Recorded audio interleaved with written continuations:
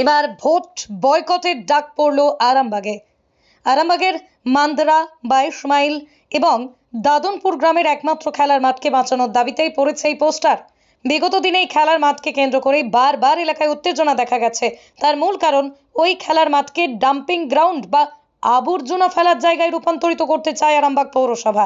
কিন্তু গ্রামের একমাত্র খেলার মাঠকে কিছুতেই নোংরা আবর্জনা স্তূপ করা যাবে না, এই দাবি তুলেই দীর্ঘদিন ধরে বিক্ষোভ দেখাচ্ছেন গ্রামের মানুষজন।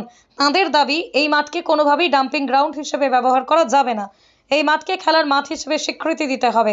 এই দাবিতেই প্রশাসনের প্রত্যেকটি দপ্তরে লিখিত আকারে তাঁরা জানিয়েছেন, কিন্তু কোনো সমাধান না হওয়ায় এবার তাঁরা লোকসভা নির্বাচনে ভোটদান থেকে বিরত থাকবেন।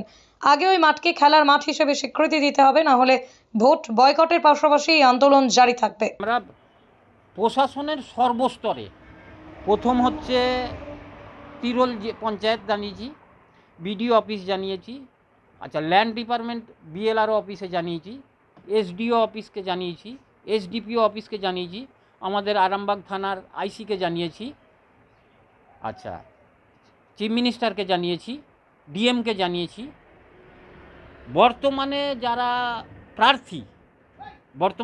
প্রার্থী তাদেরকেও আমরা জানাতে শুরু করেছি, অলরেডি দরখাস্ত আকারে দিতে শুরু করে দিয়েছি। আপনাদের কি এই যে ল্যান্ডটা আপনাদেরকে লিখে দিতে হবে? হ্যাঁ, আমাদের নামে স্বীকৃতি দিতেই হবে। আমাদের খেলার মাঠ হিসেবে মাদরা গ্রামের এটা খেলার মাঠ, আমাদের খেলার মাঠ হিসেবে রেকর্ড দিতে হবে, এটাই আমাদের দাবি। যদি না হয় কি করবেন? যদি না হয় আরও বৃহত্তর আন্দোলন, যদি ওরা করতে আসে আমরা আন্দোলন শান্তি শৃঙ্খলাভাবে আন্দোলন অব্যাহত রাখব। ওরা যদি করতে আসে আমরা গ্রামের মানুষ যেভাবে প্রতিহত করতে হয় সেরকম চেষ্টা করব। গ্রামবাসীদের ভোট বয়কটের ডাক শুনে আরামবাগ পৌরসভার চেয়ারম্যান সমীর ভান্ডারী বলেন, ভোট বয়কট করলেই কি ওটা খেলার মাঠ হয়ে যাবে? এভাবে কোনো সমাধান হয় না। ভোট বয়কট না করে সকলেই ভোটদান করুক, ভোটের পর আলোচনার মাধ্যমে এই সমস্যার সমাধান করা হবে। দাদা, 22 মাইলের যে খেলার মাঠ আছে সেখানে ডাম্পিং গ্রাউন্ডে একটা পরিকল্পনা হয়েছিল পৌরসভাতে, তা ওরা আজকে ভোট বয়কটের ডাক দিয়েছে, কি বলবেন বিষয়টা? ভোট বয়কট করলে কি ওর খেলার মাঠ হয়ে যাবে?